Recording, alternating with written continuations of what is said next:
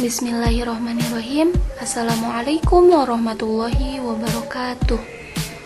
Kami dari kelompok 10 yang beranggotakan Adit Yuliani, Ani Fitriani, dan Dina Nisa akan membahas mengenai global warming, hujan asam, dan etika lingkungan. Sebelum memulai pembahasan, alangkah baiknya kita berdoa terlebih dahulu. Mudah-mudahan kuliah pada kesempatan kali ini dapat diberikan kelancaran juga keberkahan oleh Allah Subhanahu wa taala. Bismillahirrahmanirrahim. Raditu billahi robba wa bil islami dina wa bi Muhammadin nabiyya wa rasula. Rabbi zidni ilman warzuqni fahman. Ya Allah, kami ridho Engkau sebagai Tuhanku, Islam sebagai agamaku, dan Nabi Muhammad sebagai Nabi juga Rasulku. Ya Allah, tambahkanlah kepadaku ilmu dan berikanlah aku pengertian yang baik. Amin. Untuk materi pertama, yaitu global warming. Pemanasan global atau global warming adalah fenomena meningkatnya suhu rata-rata atmosfer, lautan, dan daratan bumi secara menyeluruh. Peningkatan suhu permukaan bumi ini dihasilkan oleh adanya radiasi sinar matahari menuju ke atmosfer bumi. Kemudian sebagian sinar ini berubah menjadi energi panas dalam bentuk sinar inframerah diserap oleh udara dan permukaan bumi. Nah, pemanasan global juga bisa diartikan sebagai naiknya suhu bumi secara menyeluruh, ditandai dengan es di kutub yang mencair dan temperatur di berbagai tempat di seluruh dunia yang cenderung naik. Kemudian yang selanjutnya, apa penyebab global warming itu? Yaitu diantaranya efek rumah kaca, efek balik, dan variasi matahari. Dapat kita contohkan pada efek rumah kaca, yaitu kita dapat mengilustrasikan kejadian efek rumah kaca ini ketika kita berada dalam mobil dengan kaca tertutup yang sedang parkir di bawah terik matahari. Nah, panas yang masuk melalui kaca mobil sebagian dipantulkan kembali keluar melalui kaca, tetapi sebagian lainnya terperangkap di dalam ruang mobil. Nah, akibatnya suhu di dalam ruang lebih tinggi atau lebih panas daripada di luarnya. Kemudian, penyebab pemanasan global juga dipengaruhi oleh berbagai proses efek balik yang dihasilkannya, seperti pada penguapan air. Dan yang terakhir, pemanasan global dapat pula diakibatkan oleh variasi matahari. Suatu hipotesis menyatakan bahwa variasi dari matahari yang diperkuat oleh umpan balik dari awan dapat memberi kontribusi dalam pemanasan saat ini. Selanjutnya, dampak dari pemanasan global. Pemanasan global telah memicu terjadinya sejumlah konsekuensi yang merugikan baik terhadap lingkungan maupun setiap aspek kehidupan manusia. Nah, beberapa di antara dari dampak pemanasan global yaitu yang pertama, mencairnya lapisan es di kutub utara dan selatan. Yang kedua, meningkatnya intensitas fenomena cuaca yang ekstrim. Yang ketiga, punahnya berbagai jenis fauna. Dan yang keempat, perubahan tekanan udara, suhu, kecepatan, dan arah angin menyebabkan terjadinya perubahan arus laut, dan lain-lain. Yang selanjutnya, bagaimana meminimalisasi dampak pemanasan global? Yang pertama, konservasi lingkungan dengan melakukan penanaman pohon dan penghijauan di lahan-lahan kritis. Tumbuhan hijau memiliki peran dalam proses fotosintesis. Dalam proses ini, tumbuhan memerlukan karbon dioksida dan menghasilkan oksigen, sehingga akumulasi gas-gas karbon di atmosfer dapat dikurangi. Yang kedua, menggunakan energi yang bersumber dari energi alternatif guna mengurangi penggunaan energi bahan bakar fosil atau minyak bumi dan batu bara. Dan yang ketiga, upaya pendidikan kepada masyarakat luas dengan memberikan pemahaman dan penerapan, yaitu seperti penegakan hukum dan keteladanan. Pelanggaran atas tindakan manusia yang merusak lingkungan harus mendapat ganjaran, karena penegakan hukum lingkungan menjadi bagian yang penting guna menjaga kelestarian lingkungan dan memberi efek jera bagi yang melanggar. Materi selanjutnya yaitu hujan asam. Kalian tahu tidak bahwa Bandung pernah mengalami hujan asam pada tahun 1997, tahun 2000, dan tahun 2008. Apa sih hujan asam itu? Hujan asam ialah turunnya asam dalam bentuk hujan. Hal ini terjadi apabila asam di udara larut dalam butir-butir air di awan. Hujan asam dapat pula terjadi karena hujan turun melalui udara yang mengandung asam sehingga asam itu terlarut ke dalam air hujan dan turun ke bumi. Hujan asam dapat terjadi di daerah yang sangat jauh dari sumber pencemaran. Hujan asam memiliki karakteristik seperti yang pertama, memiliki pH di bawah kadar normal, yaitu 5,7. Yang kedua, terjadi karena adanya peningkatan kadar asam nitrat dan sulfat yang ada di dalam polusi udara. Yang ketiga, awal terjadinya disebabkan karena peningkatan emisi sulfur dioksida dan nitrogen oksida yang ada di atmosfer.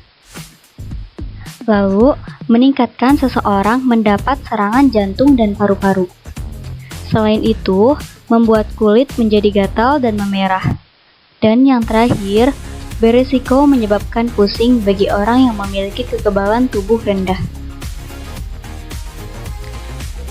Penyebab dan proses terjadinya hujan asam diawali dengan munculnya sumber polutan dari manusia yang mengandung gas-gas yang dapat menimbulkan kenaikan asam di udara, seperti sulfur dioksida dan nitrogen oksida. Kemudian, senyawa dari nitrogen oksida dapat muncul juga dari reaksi alami seperti gunung Merapi, feses, air seni, dan lain sebagainya. Kemudian, polusi tersebut naik ke atmosfer dan berikatan dengan droplet-droplet air hujan yang membentuk awan atau dinamakan siklus hidrologi. Ketika terjadinya hujan, air-air yang berada di awan jatuh ke permukaan bumi.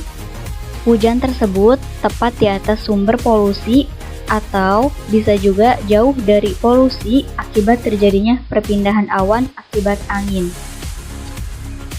Hujan asam memiliki dampak negatif di beberapa sektor. Yang pertama, di sektor kesehatan, yaitu dapat menyebabkan manusia mudah terkena beragam penyakit dan penyakit kulit. Yang kedua, di sektor hutan, yaitu dapat menjadikan pertumbuhan akar tanaman menjadi lambat dan hilangnya beragam nutrisi yang dimiliki oleh tumbuhan. Yang ketiga, di sektor laut, yaitu dapat menurunkan jumlah ikan yang ada di laut. Yang keempat, di sektor pertanian, yaitu dapat menurunkan hasil padi sampai dengan 30%.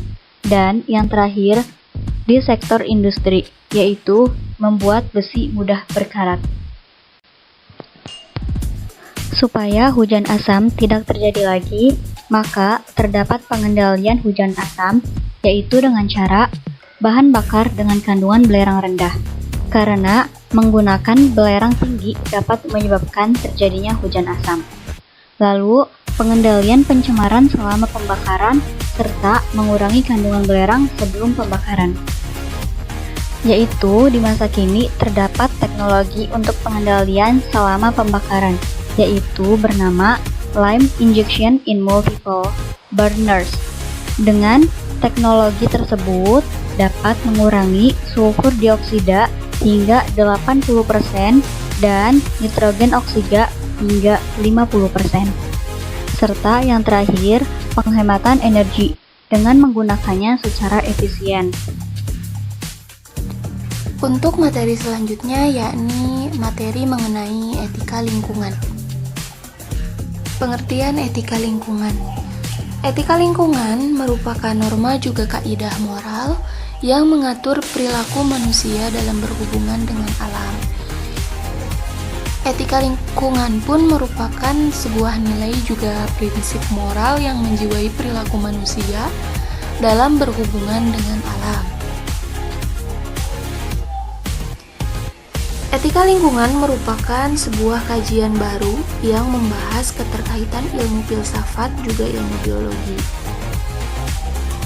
Ilmu filsafat yang digunakan untuk berpikir mendalam terhadap aspek-aspek yang menyangkut kehidupan manusia di alam, dan ilmu lingkungan yang membahas atau mengetahui dan memahami sistem kebumian yang kaitannya sangat kompleks antara kehidupan biotik juga kehidupan abiotik.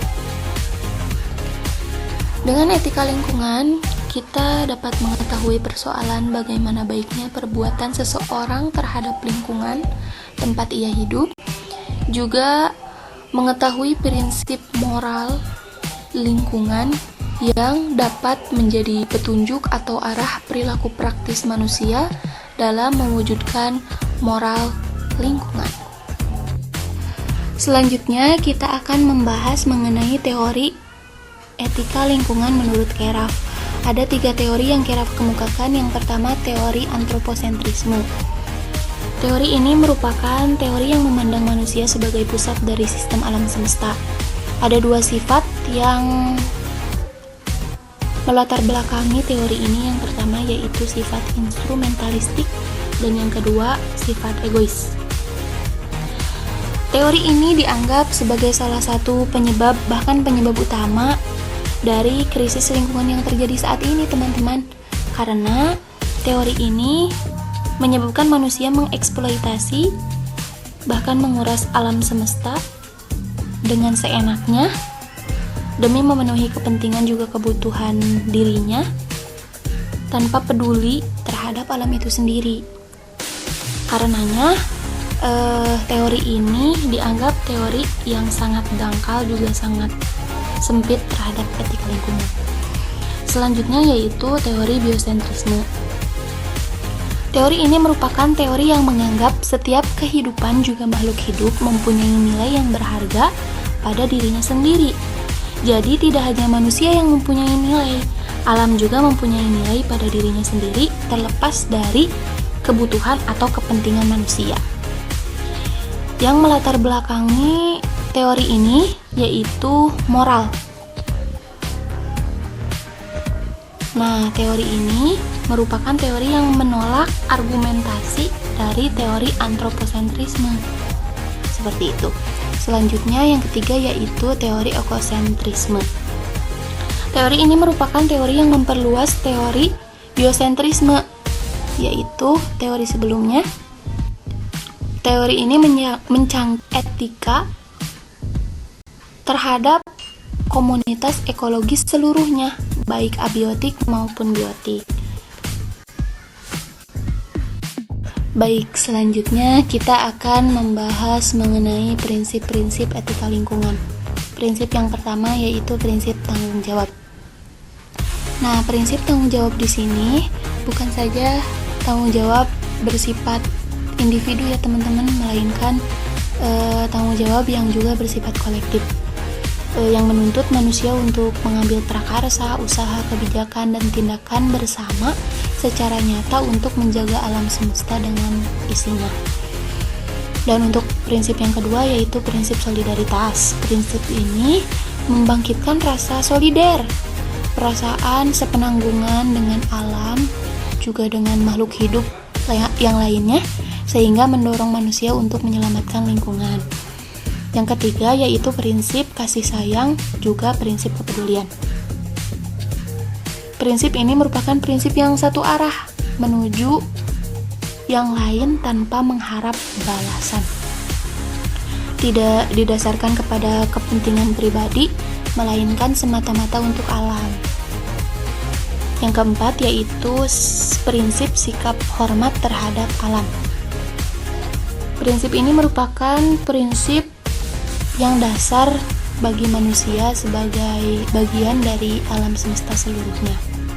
Yang kelima yaitu prinsip no-harm, yaitu prinsip untuk tidak merugikan dan untuk tidak merusak. Karena manusia memiliki kewajiban moral dan tanggung jawab terhadap alam, paling tidak manusia tidak merugikan atau merusak alam itu sendiri. Nah, untuk prinsip yang selanjutnya, prinsip yang keenam, yaitu prinsip hidup selaras dengan alam. Prinsip ini berarti pola konsumen juga produksi manusia modern harus dibatasi. Prinsip yang ketujuh yaitu prinsip adil.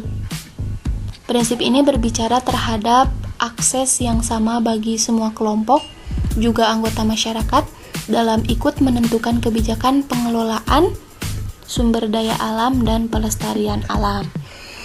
Untuk prinsip yang kedelapan yaitu prinsip demokrasi. Prinsip ini didasarkan terhadap berbagai jenis perbedaan keanekaragaman terhadap prinsip ini, terutama berkaitan dengan pengambilan kebijakan di dalam menentukan baik juga buruknya, rusak juga tidaknya sumber daya alam. Nah, yang terakhir yaitu prinsip integritas moral. Prinsip ini menuntut para pejabat publik agar mempunyai sikap perilaku moral yang terhormat serta memegang teguh untuk mengamankan kepentingan publik yang berkaitan dengan sumber daya alam. Tujuan pendidikan etika lingkungan. Yang pertama, untuk membangun pengetahuan konseptual terhadap peserta didik mengenai etika lingkungan. Yang kedua, membangun pengetahuan prosedural untuk mengembangkan keterampilan dan kapasitas peserta didik terhadap etika lingkungan. Yang ketiga, mendorong pengembangan pribadi peserta didik terhadap etika lingkungan. Yang keempat, sebagai intervensi pendidikan. Yang kelima, untuk mengembangkan sikap dan kepercayaan sesama makhluk hidup. Baik, sekian penjelasan dari kami. Mohon maaf apabila banyak sekali kekurangan. Ada satu quotes pada pembelajaran kali ini, boleh dibaca sendiri ya teman-teman quotesnya. Kita akhiri pertemuan kali ini dengan ucapan Alhamdulillahirobbilalamin bersama-sama. Alhamdulillahirobbilalamin. Terima kasih yang sebesar-besarnya. Mohon maaf atas segala kekurangan. Jika ingin bertanya, kami persilahkan ya teman-teman di ruang diskusi LMS. Terima kasih. Wassalamualaikum warahmatullahi wabarakatuh.